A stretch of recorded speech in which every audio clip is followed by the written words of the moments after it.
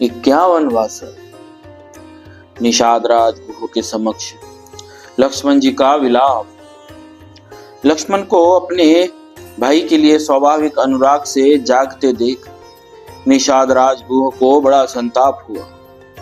उसने रघुकुल नंदन लक्ष्मण से कहा, तात राजकुमार, तुम्हारे लिए यह आराम देने वाली शैया तैयार है, इस पर सुखपूर्वक सोकर भली भांति विश्राम कर लो। यह मैं सेवक तथा इसके साथ सब लोग वनवासी होने के कारण सब प्रकार से क्लेश सहन करने योग्य है, क्योंकि हम सबको कष्ट सहने का अभ्यास है। परंतु तुम सुख में ही पले हो, अतः उसी में योग्य हो, अतः उसी के योग्य हो, इसीलिए सो जाओ।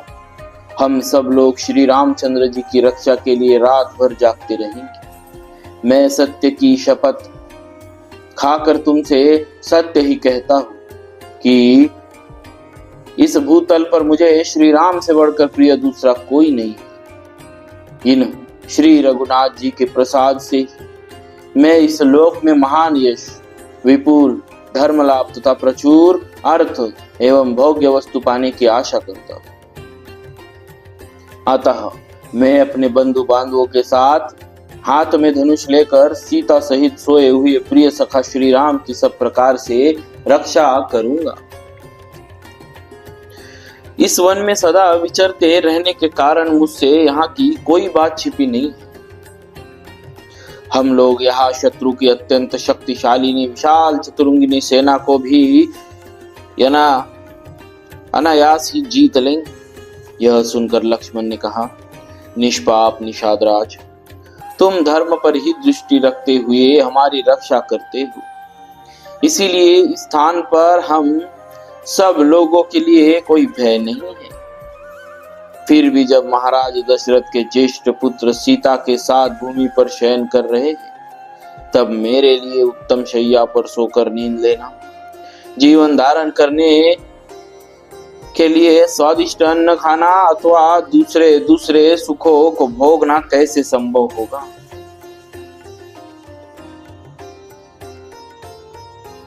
देखो, संपूर्ण देवता और असुर मिलकर भी युद्ध में जिनके वेग को नहीं सह सकते, वे ही श्री राम इस समय सीता के साथ तिनकों के ऊपर सुख से सो रहे हैं। गायत्री आदि मंत्रों के जप, कुच्छांद्रयान आदि तप तथा नाना प्रकार के पराक्रम, यज्ञानुष्ठान आदि प्रयत्न करने से जो महाराज दशरथ को अपने समान उत्तम लक्षणों से युक्त ज्येष्ठ पुत्र के रूप में प्राप्त हुए हैं, उन्हीं इन श्री राम के वन में आ जाने से अब राजा दशरथ अधिक काल तक जीवन धारण नहीं कर सकेंगे। जान पड़ता है निश्चय ही यह पृथ्वी अब शीघ्र विधवा हो जाएगी। तात, रणिवास की स्त्रियां जो बड़े जोर से आर्तनाद करके अधिक श्रम के कारण अब चुप हो गई होंगी। मैं समझता हूँ राजभवन का हाहाकार और चित्कार अब शांत हो गया होगा।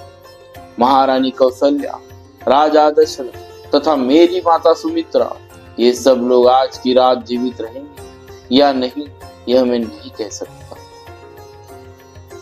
शत्रुघ्न की बाढ़ देखने के कारण संभव है मेरी माता जीवित रह जाए, परंतु यदि वीर जननी कौशल्या श्री राम के विरह में नष्ट हो जाएगी तो यह हम लोगों के लिए बड़े दुख की बात होगी, जिसमें श्री राम के अनुरागी मनुष्य भरे हुए तथा जो सदा सुख का दर्शन रूप प्रिय वस्तु की प्राप्ति कराने वाली रही है, वह अयोध्यापुरी राजा दशरथ के निधन जनित दुख से युक्त होकर नष्ट हो जाएगी।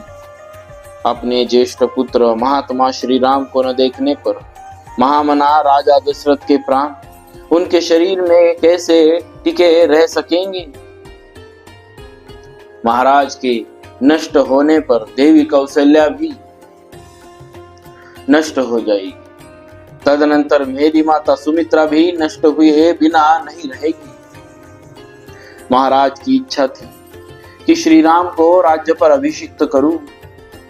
अपने उस मनोरथ को न पाकर श्री राम को राज्य पर स्थापित किए बिना ही हाय मेरा सब कुछ नष्ट हो गया। ऐसा कहते हुए मेरे पिताजी अपने प्राणों का परित्याग कर देंगे।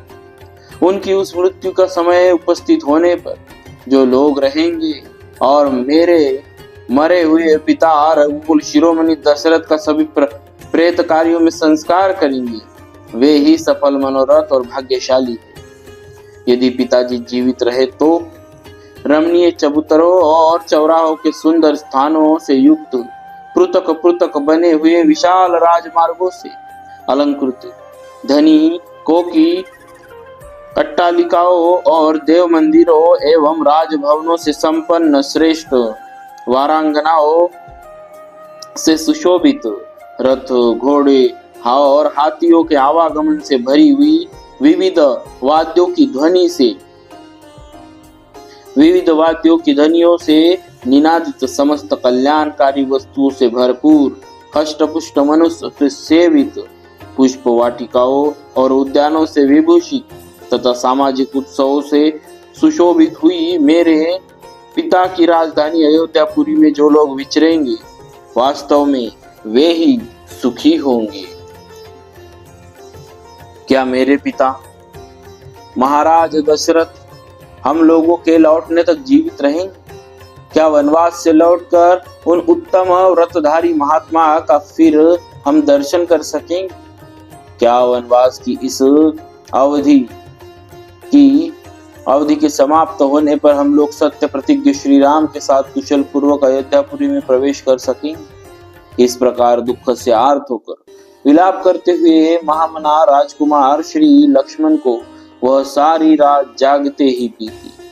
प्रजा के हित में संलग्न रहने वाले राजकुमार लक्ष्मण जब बड़े भाई के प्रति सौहार्दवश उपरयुक्त रूप से यथार्थ बात कर रहे थे, उस समय उसे सुनकर निषाद राज दुख से पीड़ित हो उठे और व्यथा से व्याकुल हो ज्वर से आतुर हुए हाथी की भांति आंसू बहाने लगे। इस प्रकार श्री वाल्मीकि निर्मित आर्ष रामायण आदि काव्यों के अयोध्या कांड में 51वां सर्ग पूरा हुआ।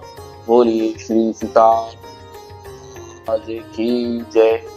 भक्तवत्सल भगवान की जय।